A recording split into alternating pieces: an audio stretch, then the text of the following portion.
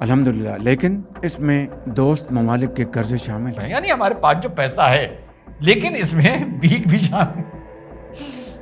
शामिल है जो हमें लोगों ने दी। जो कर्ज लेने जाता है उसका सर झुका हुआ होता है। मुझे तो लगता है जो कर्ज लेने जाता है वो पूरा झुका हुआ होता है। और ये फूकी कौड़ी के JF-17 के ऑर्डर्स को इन्होंने ऐसा बना लिया जैसे 10 किलो मूंगफली दे देना या 15 किलो पताशे दे देना।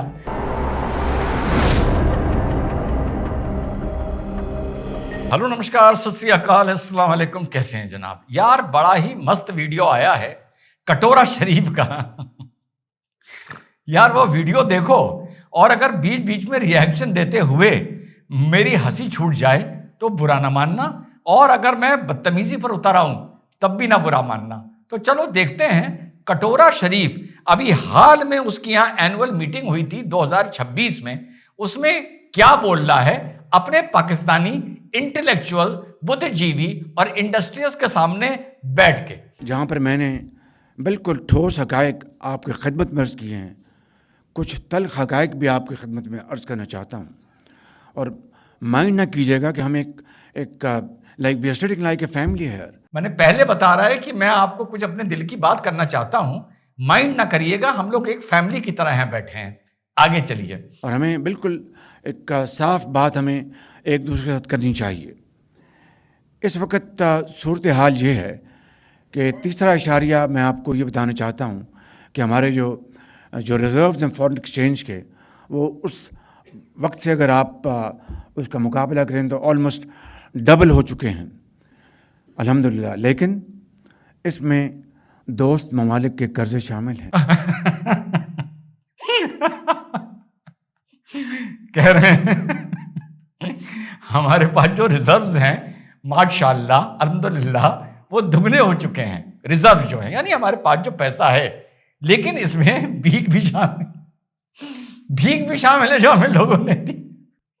आगे चलिए, आगे बड़ा मजेदार है ये इसका वायरल क्लिप। और मैं आपको किस तरह ये बात बताऊं कि किस तरीके से हमने उन दोस्त ममालिक को जाकर कर्ज़े लेने के लिए उनके दरख्वास्तें दी, और उन दोस्त ममालिक ने हमें मायूस नहीं किया। कर्जा नहीं है, कर्जा वो होता है जो लौटा दिया जाता है। झूठ बोल रहा है, इसको बोलना चाहिए किस तरह हम लोगों ने उनसे भीख मांगी है। ये लौटाते थोड़ी हैं। आगे चलो। लेकिन आप जानते हैं कि जो कर्ज लेने जाता है उसका सर झुका हुआ होता है, और फिर उसके बाद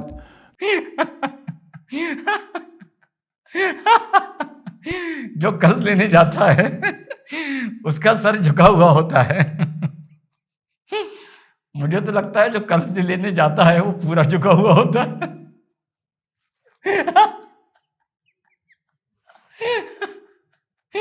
इसकी हालत यह बता रही है कि इसका सिर्फ सर नहीं झुका था, ये पूरा झुका था। माफ करना भाई, आई एम हेल्पलेस। आगे चलो। जो ऑब्लिगेशंस आती हैं वो आपको उसका अच्छी तरह इल्म है।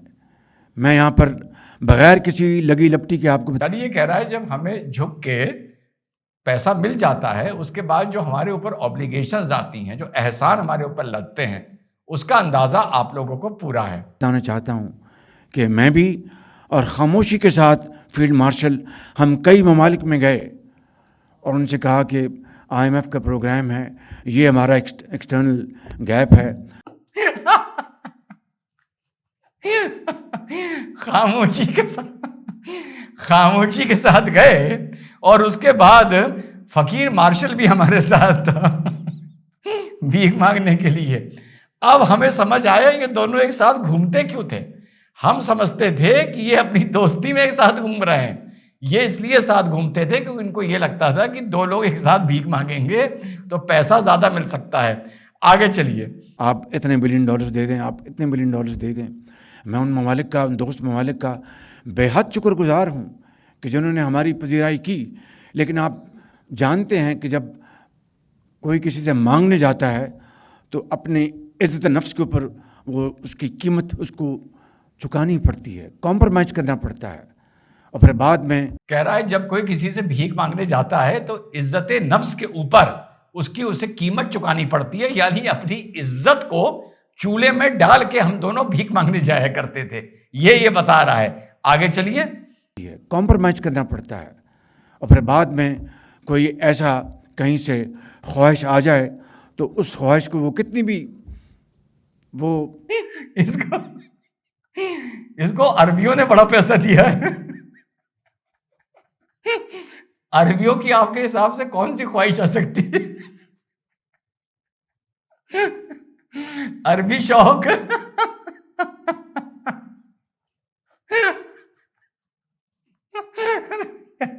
माफ कर दो यार, अरे चलता है कभी कभी।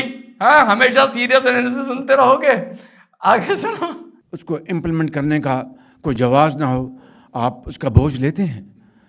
तो मैं समझता हूं कि ये वो हालात हैं जिनसे हम गुजरे। जी हाँ साथियों, ये वीडियो आया है, वीडियो साफ बता रहा है कि पाकिस्तान की जो सॉवरेनिटी है वो खत्म हो चुकी है। और एक 2 कौड़ी का और एक फूटी कौड़ी का बगल वाला छिली मुर्गी, ये दोनों मिल के कहते थे कि दोनों तरफ घेर के गिराएंगे। वो छिली मुर्गी भी कहता था कि भारत इतना परेशान हो जाएगा टैरिफ से कि उसे अपनी इंडस्ट्री हमारी यहां खोलनी पड़ेगी। आज उसकी इंडस्ट्री में खुद ताले लग गए हैं। और साहब ये स्पष्ट है कि इस देश को अब या तो सऊदीया चला रहा है, या अमेरिका चला रहा है, या चाइना चला रहा है। और यह भी अब स्पष्ट हो रहा है कि जो इसका सऊदी अरेबिया के साथ डिफेंस पैक्ट हुआ है, यह मुझे लगता है उसी कीमत की बात कर रहा है कि इसने कीमत चुकाई है।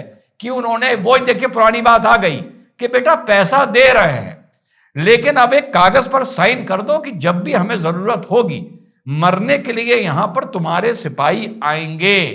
ये उसी कीमत की ये बात कर रहा है। और फिर से मैं सोचता हूं जब इन लोगों के ऐसे क्लिप्स देखता हूं कि एक तरफ हमारा देश है, ईयू को घुटने पे ले आया, जानते हो क्यों बोल रहा हूं? क्योंकि वो ईयू था जो यूक्रेन रशिया वॉर में भारत की तरफ उंगली उठाता था। कल हमारी बात हुई थी, ज्ञान देता था।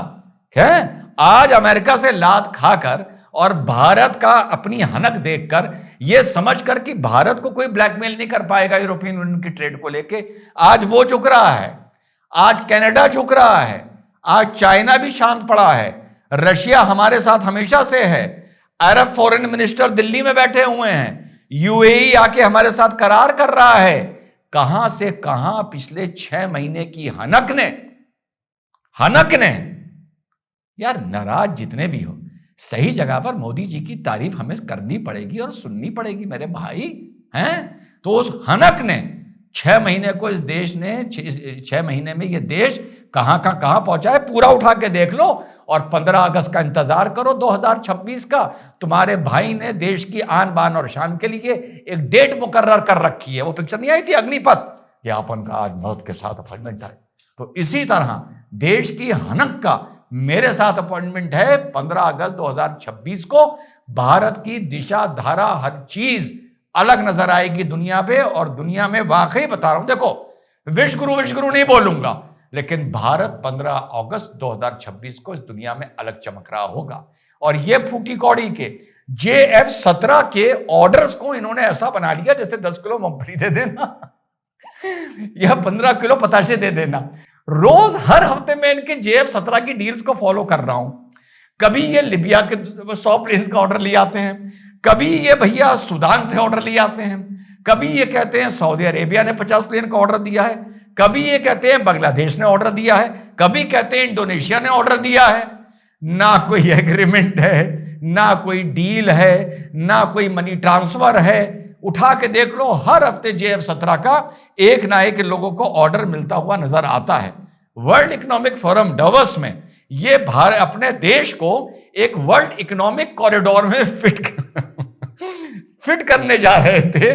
और आज ऐसी हालत है कि कह रहे हैं कि भैया हम और हमारा भिखारी मार्शल चुपके ये बोला है, खामोशी से जाते हैं भीख मांगने के लिए। तो ये इनकी औकात है। और फिर बात खत्म करूंगा उस मौलाना को याद करके। उस मौलाना ने जो कहा था, याद है ये, कि हमने इस देश में गलती करी, हमारी कुछ थिंकिंग गड़बड़ हो गई। ये मुस्लिम्स की बात कर रहा था। अच्छा, तो ऐसा करना, बांग्लादेश की और पाकिस्तान की थिंकिंग बिल्कुल ठीक चली है। तू यहां से निकल ले और वहां के हिंदुओं को भारत में भिजवा दे। जय हिंद, वंदे मातरम, खुदा हाफिज।